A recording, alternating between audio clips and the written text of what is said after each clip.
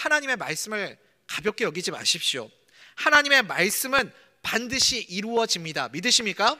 하나님의 말씀은 반드시 성취돼요. 왜요? 하나님의 말씀은 진리이기 때문에 그렇습니다.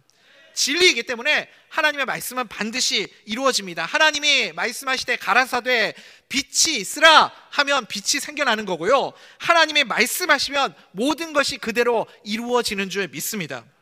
그러니까 우리는 어떤 자들이 되어야 하는가? 하나님의 말씀에 인생을 거는 자들이 되십시오. 내 눈앞에 보이는 현상 가지고 판단하고 인생을 거는 자가 아니라 하나님의 말씀에 인생을 걸면 하나님의 선하신 계획과 뜻대로 인도함 받는 복된 인생 될 줄 믿습니다. 고난은 하나님의 확성기다. 그래서 고난이 찾아오고요, 인생의 위기가 찾아오면 하나님의 말씀이 평상시에는 잘 안 들어오다가 말씀이 분명하고 선명하게 들리기 시작합니다. 왜 하나님이 우리 인생 가운데 이런 위기를 허락해 주실까요? 말씀 좀 들으라고요. 제발 말씀 좀 들으라고요. 잘 들리라고요. 하나님의 음성이, 하나님의 말씀이 잘 들리게 될 때, 그때 우리는 어떻게 반응해야 되겠습니까? 무조건 아멘으로 영접하는 자 되시기 바랍니다. 하나님의 말씀에 아멘으로 받으면, 그러면 우리 인생 가운데도 역전의 역사가 벌어지게 될 줄 믿습니다.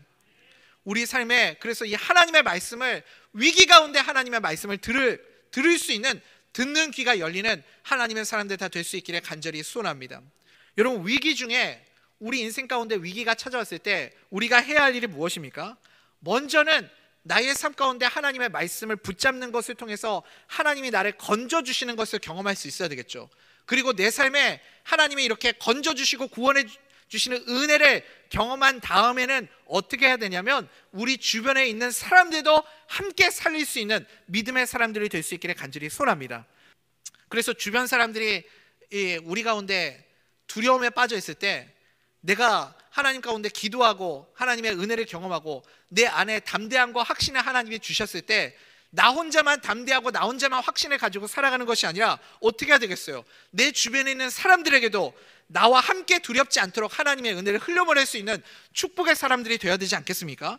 그게 요셉 정신이라고 하는 거죠. 언제나 내 주변에 있는 모든 사람들이 함께 훌륭해지도록 만드는 사람, 그게 진정한 하나님의 사람입니다.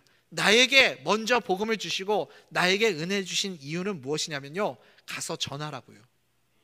아름다운 소식을 전하라고 우리에게 먼저 은혜 주신 것을 여러분 믿으시기 바랍니다.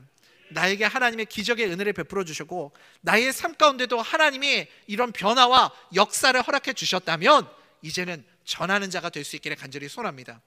누구에게나 인생의 위기가 찾아옵니다. 그런데 우리가 인생의 위기가 찾아올 때 기억해야 할 것이 무엇입니까? 위기를 통해서 우리는 하나님의 음성을, 하나님의 말씀을 더 분명하고 선명하게 듣게 됩니다. 위기 중에 하나님의 말씀이 나에게 선명하게 들리게 될 때 우리는 어떻게 반응해야 된다고요? 아멘 할 수 있는 믿음의 사람들 되시기 바랍니다. 아멘으로 하나님의 말씀을 받으면 됩니다. 인생의 위기가 찾아올 때 하루만 더 기다릴 수 있는 믿음으로 그렇게 인생의 기회를 삼으시고, 그리고 하나님의 말씀을 아멘으로 영접함을 통해서 기적의 주인공이 되시고 아름다운 소식을 전하는 자가 되어서 모두가 함께 훌륭해지는 길을 선택하는 축복의 사람들 다 될 수 있기를 간절히 소원합니다.